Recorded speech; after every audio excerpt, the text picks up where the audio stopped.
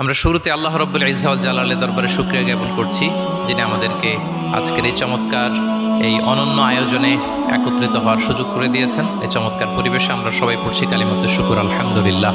আল্লাহ রাসূল সাল্লাল্লাহু আলাইহি ওয়া আলিহি ওয়াসাল্লামের প্রতি লাখো কোটি দুরুদ এবং সালাম প্রেরণ করে আমি আমার মূল আলোচনা শুরু করছি। আজকের এই চমৎকার প্রোগ্রামের সভাপতিত্ব করছেন অত্র প্রতিষ্ঠানের সম্মানিত principal brigadier general doctor Mohammad Jaber Hossain. আজকের এই প্রোগ্রামে বিশেষ অতিথির আসন অলঙ্কৃত করেছেন জাতীয় সংসদের মাননীয় হুইপ মহোদয় জনাব মিয়া নুরুদ্দিন আহমেদ অপু এমপি। আমাকে সুনির্ধারিত একটা টপিকে কিছু আলোকপাত করতে বলা হয়েছে। টপিকটা হচ্ছে দ্য এক্সাম্পলারি প্রফিটিক বিহেভিয়ার, অর্থাৎ আল্লাহ রাসূল সাল্লাল্লাহু আলাইহি ওয়া আলিহি ওয়াসাল্লামের অনুপম চরিত্র, ওনার আচরণ কেমন ছিল, আল্লাহ রাসূল সাল্লাল্লাহু আলাইহি সাল্লামের বিহেভিয়ার কেমন ছিল, উনি মানুষের সাথে কেমন করে মিশতেন, কিভাবে ইন্টারঅ্যাক্ট করতেন, ডিলিং করতেন, এবং সেখান থেকে আমাদের প্রাত্যহিক জীবনে, আমাদের ডে টু ডে লাইফে আমরা আসলে কি শিখতে পারি, সেই বিষয়টা নিয়ে আমরা কিছু আলোকপাত করবো ইনশাআল্লাহ বিইذنিল্লাহ। আমাদের আয়েশা রাদিয়াল্লাহু তাআলা আনহাকে যখন জিজ্ঞেস করা হতো যে কাইফা কানা খুলুকু রাসূলিল্লাহ, হে আম্মাজান আমাদের প্রিয় নবীজির আচরণ কেমন ছিল, তিনি বলতেন কানা খুলুকুহু আল কোরআন। রাসূল সাল্লাল্লাহু আলাইহি ওয়াসাল্লামের আচরণ ছিল কোরআনের আচরণ, মানে পুরো কোরআনে থিওরিটিক্যালি যা বলা আছে আমাদের প্রিয় নবীজির জীবনে প্র্যাকটিক্যালি সেটা করে দেখানো আছে। তিনি যখন মদিনার রাস্তা দিয়ে হেঁটে যেতেন, as if a living Quran is walking on the street, মনে হতো একটা জীবন্ত কোরআন মদিনার রাস্তা দিয়ে হেঁটে হেঁটে যাচ্ছে। কানা খুলুকুহু আল কোরআন। তো উনি কীভাবে মানুষের সাথে আচরণ করতেন? উনি কি হুট করে রেগে যেতেন আমাদের মতো? কর্কশভাষী ছিলেন? বাজে আচরণ করতেন কারোর সাথে? ওনার ব্যবহার দিয়ে, বিহেভিয়ার দিয়ে কখনো কারো মনে কষ্ট দিয়েছেন এমনটি কি আমরা কখনো কেউ শুনেছি? না, নেভার এভার। আল্লাহ তাআলাও কিন্তু কর্কশ ভাষীকে, অশ্লীল ভাষীকে, কঠোর ভাষীকে তিনি পছন্দ করেন না। এবং মুমিন মাত্রই সে ভদ্র হবে, নম্র হবে, সুভাষী হবে। এবং এই সুন্দর আচরণ বা কোমল আচরণকে আল্লাহ রাসূল সাল্লাল্লাহু আলাইহি ওয়াসাল্লাম সব কাজের অলংকার বলেছেন। যেই ব্যক্তি থেকে কোমলতাকে সরিয়ে নেওয়া হয়েছে তার থেকে সব ধরনের খায়েরকে সরিয়ে নেওয়া হয়েছে। যার মধ্যে কোমলতা নেই, মানে সুন্দর আচরণ নেই, তার মধ্যে কোনো খায়ের নেই, তার মধ্যে কোনো কল্যাণ নেই। আমরা যদি আল্লাহ রাসূল সাল্লাল্লাহু আলাইহি ওয়া আলিহি ওয়াসাল্লামের পুরো বায়োগ্রাফিটা একটু স্ক্যান করি, সংক্ষেপে দেখার চেষ্টা করি, তাহলে দেখব যে তিনি বড় ছোট, নারী পুরুষ, শত্রু বন্ধু নির্বিশেষে সবার সাথে খুব অমায়িক আচরণ করতেন, চমৎকার আচরণ করতেন। এবং রাসূল সাল্লাল্লাহু আলাইহি ওয়াসাল্লামের এই চমৎকার আচরণে মুগ্ধ হয়ে অনেক ঘোরতর শত্রু তার বন্ধুতে পরিণত হয়েছিল। সুবহানাল্লাহ বিহামদিহি।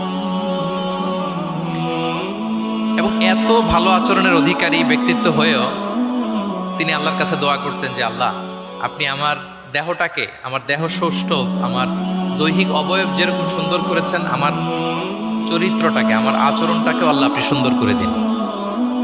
এত সুন্দর আচরণের অধিকারী হওয়ার পরেও তিনি বলতেন আল্লাহুম্মা হাসসানতা খালকি ফাহাসসিন খুলুকি, মানে হে আল্লাহ, আপনি আমাকে দেখতে যেরকম সুন্দর বানিয়েছেন, আল্লাহ রাসূল সাল্লাল্লাহু আলাইহি ওয়াসাল্লামের চেয়েও দেখতে সুন্দর কোনো মহাপুরুষ কি পৃথিবীতে এসেছিল? এত সুন্দর মানুষ হওয়া সত্ত্বেও তিনি আল্লাহর কাছে দোয়া করতেন, আল্লাহ আমি দেখতে যেমন সুন্দর, আমার আচরণটাও যেন তেমন সুন্দর হয়। আপনারা আয়নার সামনে দাঁড়ালে এই দোয়াটা পড়েন?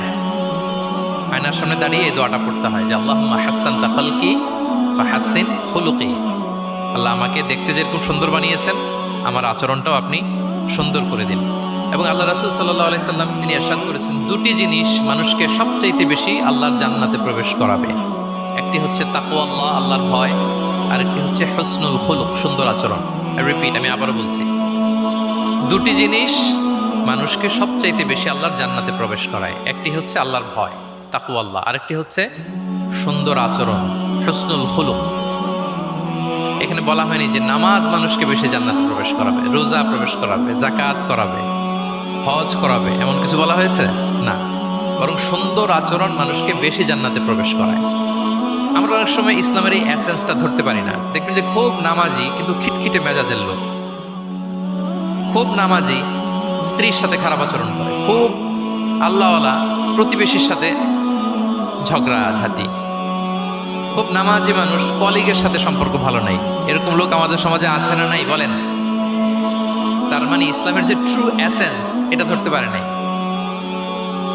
আশেপাশের নেইবরের সাথে, কলিগের সাথে, বন্ধুদের সাথে, সহপাঠীদের সাথে যে ভালো আচরণ করতে হয়, গুড বিহেভিয়ার করতে হয়, এটাই যে আমাকে সবচেয়ে বেশি জান্নাতে প্রবেশ করানোর মাধ্যম হতে পারে, এটা আমরা ভুলে যাই। প্রিয় বন্ধুরা, আমরা যেন এই ব্যাপারটাকে ছোট মনে না করি। সবচেয়ে বেশি জান্নাতে মানুষকে প্রবেশ করায় তাকওয়াল্লাহ, হুসনুল খুলুক, আল্লাহর ভয়, আরেকটা কি? সুন্দর আচরণ। অনেক ছোট ছোট বন্ধুদেরকে আমি দেখতে পাচ্ছি অডিয়েন্সের মধ্যে, আমরা আমাদের সহপাঠীদের সাথে, বন্ধুদের সাথে ভালো আচরণ করবো তো আজকে থেকে? হ্যাঁ, সাউন্ড খুব অল্প হয়েছে, আমি শুনি নাই, আরো জোরে করবো কিনা?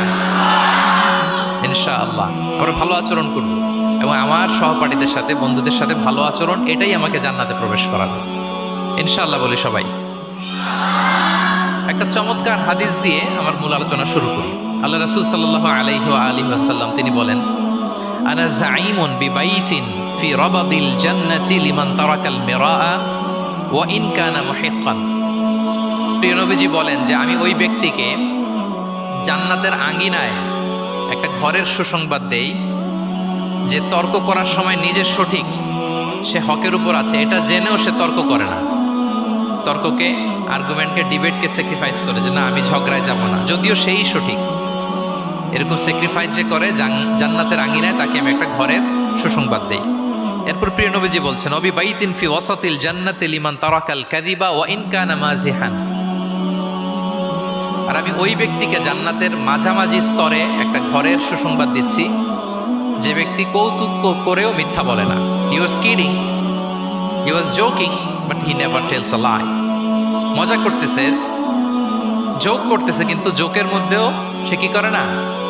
মিথ্যা বলে না। তাকে জান্নাতের মাঝামাঝি স্তরে আমি একটা ঘরের গ্যারান্টি দিচ্ছি। এরপর আল্লাহ রাসূল সাল্লাল্লাহু আলাইহি ওয়াসাল্লাম বলতেছেন, ওবি বাইতিন ফি আ'লাল জান্নাতি লিমান হাসানা খুলুকা। আর আমি এট দ্য ভেরি হাই, মানে পিক অফ দ্য প্যারাডাইস, জান্নাতের একেবারে সর্বোচ্চ স্তরে একটা বাসভবনের গ্যারান্টি ওই ব্যক্তিকে দেই যে অন্যের সাথে ভালো আচরণ করে। মানে হাসানা খুলুকা, যে তার চরিত্রটাকে সুন্দর করেছে, যার আচরণটাকে সুন্দর করেছে, যার আচরণটা অমায়িক আচরণ, মাধুর্যপূর্ণ আচরণ, ওই ব্যক্তিকে আমি at the highest peak of paradise, জান্নাতের সর্বোচ্চ চূড়ায় একটা বাসভবনের গ্যারান্টি দিচ্ছি। আল্লাহু আকবার। তাহলে আমার আশেপাশে যারা আছে তাদের সাথে ভালো আচরণ করা, গুড বিহেভিয়ার করা, এটা ছোটখাটো কোনো বিষয় নয়, এটা অনেক গুরুত্বপূর্ণ একটা বিষয়। কিন্তু আমরা অনেক সময় এটার গুরুত্বটা বুঝতে পারি না, এটাকে ছোট করে দেখি। তো সম্মানিত বন্ধুরা, আমরা দেখবো যে আমাদের প্রিয় নবীজি অন্যের সাথে কিভাবে আচরণ করেছেন। তিনি শিশুদের সাথে কিভাবে মিশেছেন, প্রাণীর প্রতি ওনার নবীজের আচরণ কেমন ছিল, শিশুদের সাথে কেমন ছিল, নারীদের সাথে কেমন ছিল, সাহাবাদের সাথে কেমন ছিল, কর্মচারীদের সাথে আচরণ কেমন ছিল, নিজের স্ত্রীদের সাথে কেমন ছিল, প্রতিবেশীর সাথে কেমন ছিল, যুদ্ধবন্দীদের সাথে প্রিয় নবীজের আচরণ কেমন ছিল, ভিক্ষুকের সাথে আচরণ কেমন ছিল, এমনকি যুদ্ধের ময়দানে শত্রুদের সাথে প্রিয় নবীজের আচরণ কেমন ছিল। এই 10টি পয়েন্টে দ্য এক্সাম্পলারি প্রফিটিক বিহেভিয়ার এই শিরোনামে আমরা কিছু কথা আজকে শুনবার চেষ্টা করব। আমি কোন টপিকটা ধরে ধরে আগাচ্ছি আলোচনার এই জায়গায় এসে, এটা তো সবার কাছে ক্লিয়ার না? ক্লিয়ার সবার কাছে? ওকে, লেটস মুভ অন, আমরা আগাই। আমরা শুরুতে একটু দেখার চেষ্টা করি যে পশু, পাখি, প্রাণী, এই প্রাণী জগতের প্রতি প্রিয় নবীজির আচরণ কেমন ছিল। প্রিয় নবী যে প্রাণীদের প্রতি খুব দয়াদ্র ছিলেন, তার বায়োগ্রাফিতে, জীবনীতে অসংখ্য নজির পাওয়া যায়। কারণ আল্লাহ তাআলা তাকে রাহমাতাল লিল আলামিন, ওমা আরসালনাকা ইল্লা রাহমাতাল লিল আলামিন, I've sent you as a mercy for the entire universe। আল্লাহ বলছেন, আমি গোটা বিশ্বের জন্য, সবার জন্য আপনাকে ব্লেসিংস এন্ড মার্সি করে প্রেরণ করেছি। He was a mercy for all, সবার জন্য তিনি রহমত হয়ে এসেছিলেন। মানুষের জন্য যেমনি রহমত, ম্যানকাইন্ড, জিনদের জন্য তিনি রহমত, জিনকাইন্ডের জন্য, ইভেন অ্যানিমালস, প্রাণীকুলের জন্য তিনি রহমত হয়ে পৃথিবীতে এসেছেন। মানুষের প্রতি তিনি যেমনি দয়া দেখিয়েছেন, প্রাণীদের প্রতিও দয়া দেখিয়েছেন। ছোট্ট একটা হাদিস দিয়ে শুরু করি।